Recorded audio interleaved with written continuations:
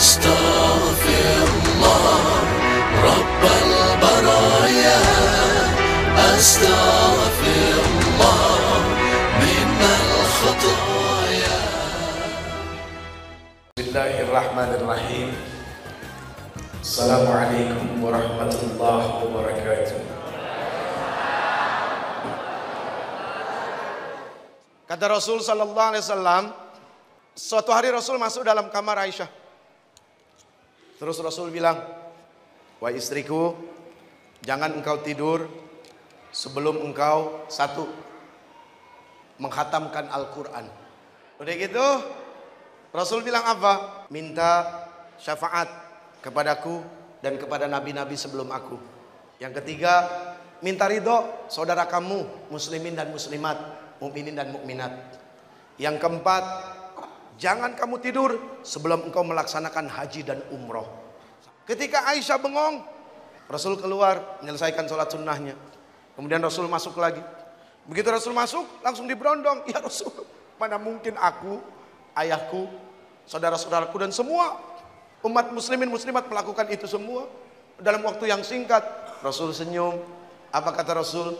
Barang siapa yang membaca surat Al-Ikhlas sebanyak 3 kali, sama artinya dia dengan menghatamkan Al-Quran. Kedua, minta syafaat kepada para nabi. Apa maksudnya? Berkirim salam dan salawat bukan hanya kepada Rasul sallallahu alaihi wasallam, tapi kepada semua. Allahumma salli wa sallim ala sayyidina Muhammadin. Tambahin wa Adam, wa Nuh, wa Musa, wa Ibrahim, wa Isa. Sebutin aja tuh Pak, yang kita hafal. Salawatullah wassalamu ajma'in. Yang ketiga, minta ridho kaum muslimin muslimat. Gimana caranya? Dalam hadis Rasul sallallahu alaihi wasallam beliau mengatakan apa? Maukah kamu mendapatkan pahala bermiliar-miliar? Mau? Baca Allahumma gfir lil muslimina wal muslimat wal mu'minina wal mu'minat al ahya'i minhum wal amwat. Itu dapat kebaikan bermiliar-miliar. Dari mana? Berapa banyak orang Allah ciptain orang Islam dari pertama bumi diciptain sampai hari kiamat. Yang terakhir kata Rasul, barang siapa wahai istriku yang membaca subhanallah walhamdulillah wala ilaha illallah wallahu akbar wala haula wala quwwata illa billahil aliyyil azim. Barang siapa yang membaca ini, sama artinya dia dengan melaksanakan haji dan umrah. Enaknya ganjaran dari Allah ya. Seandainya semua makhluk Allah, baik jin dan manusia, kata Rasul, mereka bangkit berdiri, lalu kemudian memohon hajatnya masing-masing kepada Allah, lalu kemudian Allah berikan satu persatu sesuai dengan hajatnya, semua itu tidak akan mengurangi apapun dari kekayaan Allah. Dan itu hanya laksanakan apa? Seperti jarum masuk ke dalam lautan. Kita hari ini memperingati Isra wal Mi'raj. Isra wal Mi'raj. Ada dua itu. Ada dua. Ada Isra, ada Mi'raj. Ada misro tuh. Jangan kebangetan begitu, kenapa sih? Ini sih nggak jauh dari makanan sih. Isra. Isra Mi'raj. Ah, Isra apa artinya? Isra, oh, yang ada di langit naik ke sono. Kan naik buruk ya. Hah? Naik buruk. Lah iya naik buruk, naik mikrolet nggak nyampe. Isra tuh apa? Kan ada dua, Isra, Mi'raj. Isra wal Mi'raj ini artinya beda. Beda kan, kalau Isra ya Isra, Mi'raj ya Mi'raj gitu. Iya kan dua. Gini. Jadi di malam 27 Rajab ini ada di dalam kitab Qissatul Mi'raj atau Mi'rajul Kabir yang bercerita secara khusus tentang peristiwa Isra wal Mi'raj. Kita ambil hadis singkatnya saja. Jadi ketika Rasul duduk di Hatim, Rasul didatangi seekor binatang namanya buraq. Wa huwa abyad. Warnanya putih. Abyad itu putih, bukan aswad. Aswad hitam. Abyadu tawilun fawqal himar. Tawil fawqal himar. Dia lebih tinggi daripada binatang kedelai. Keledai, Ustaz. Hah? Keledai. Ngapa kedelai tanam-tanaman? Emang gua Wah, tadi jadi petani. Keledai. Keledai ngapa iya keledai, gua ngomong apa nih bang? Kedelai. Wadunal bagol, dan lebih kecil daripada bagol. Bagol itu nama kuda kecil yang ada di Arab. Apa namanya? Bagol. Bagol. Yad'u afirahu inda muntaha tarfihi. Apabila buruk ini berjalan, dia menancapkan kukunya inda muntaha tarfihi, sejauh mata memandang. Jadi ujung mata buruk itu memandang, disitulah dia menancap kukunya. Kecepatan dia laksanakan kilat kalbar. Itu mata bisa begitu ya? Nah, terserah Allah, ciptaan Allah. Farakibtuhu hatta ataitu Baitul Maqdis. Lalu kemudian aku kendarai buruk ini sampai ke Baitul Maqdis. Di mana Baitul Maqdis? Iya. Di mana? Di atas. Tanya dulu mas sebelah. Lu tahu di mana? Apaan? Baitul Maqdis. Tanah Abang.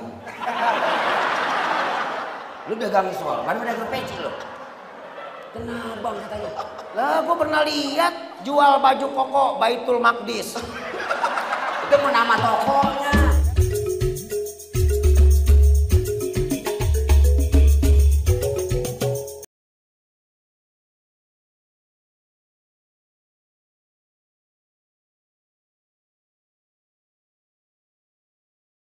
Itu adanya di Palestina. Tuh. Bener. Dulu kiblat kita ke Palestina. Di dalam surat Al-Baqarah Rasul doa minta menengadahkan tangannya, wajahnya ke hadirat Allah, minta Ka'bah itu dipindah, kiblat itu dipindah ke Mekah. Ada apa dan kenapa Allah mengabulkan? Makanya di Madinah itu ada yang namanya Masjid Kiblatain, masjid dua kiblat. Dua kiblat. Dulu ke sono no, Palestina sono no. No, Palestina di sono no, di sono. Terus yang satu lagi Sana sekarang. jadi berlawanan. Iya. Dari sono dipindahin ke sono. Pindah ke sono. Terus kalau ziarah ke sana, Pak, nggak usah pakai sholat ngadep ke Palestina juga, ngapain? Banyak jamaah yang keliru tuh. Sampai sana ziarah city tour, begitu sampai di Masjid Kiblatain, dia sholat juga ngebelakangin Ka'bah. Terus dia balik, mau ngapain? Nggak ada syariatnya, Rasul nggak ngajarin. Jangan bikin gila sendiri. Ya, jangan. Udah dipindahin kok. Lu kenapa? Lu gini kenapa? Iya itu, aduh. Pakai ke sono gitu. Begitu sudah sampai di Baitul Maqdis, farabattuhu bil halaqatil lati yarbitu bihal anbiya. Rasul menambatkan buruknya, mengikatkan buruknya pada satu halaqah. Halaqah ini tempat parkir di mana biasa para nabi ngiketin buruknya. Pertanyaannya, kenapa seorang nabi pakai ngiketin buruknya? Padahal mah biarin aja, siapa yang mau ngambil, mau nyolong buruknya Rasul. Nah, ayo. Ada pesan apa di sini? Kenapa? Takut buruknya terbang. Takut terbang kan. Takut terbang. Ya. Begini, Rasul mengajarkan tentang ikhtiar menjaga barang-barang pribadi yang kita punya. Pernah dalam satu riwayat Rasul menegur seorang pemuda. Rasul tanya, kamu kesini naik apa? Naik kuda ya Rasul. Kuda kamu di mana? Di depan. Diikat nggak? Nggak. Sana keluar, ikat dulu. Memangnya Allah hanya menjaga kuda kamu saja?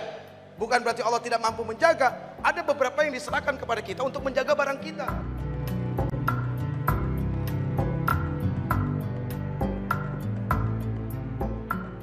Rasul waktu dipanggil Mi'raj oleh Allah Subhanahu wa taala, itu dalam tahun kesedihan. Islam diembargo, secara ekonomi, secara politik dihabisin. Kemudian istrinya wafat. Atas dasar itu dipanggil oleh Allah Subhanahu wa taala, Allah ingin menghibur Rasul. Salah satunya dengan apa? Wasta'inu bis sabri wassalah. Jadi menjadikan sabar dan sholat sebagai penolong. Jadi kenapa kita disuruh sholat? Satu, sebagai salah satu bentuk konsekuensi karena kita sudah membaca dua kalimat syahadat. Dua, kenapa kita disuruh sholat? Sebagai wujud sifat syukur kita kepada Allah Subhanahu wa taala karena kita dijadikan makhluk yang lebih mulia daripada yang lain. Pertanyaannya, udin sama kambing sama nggak?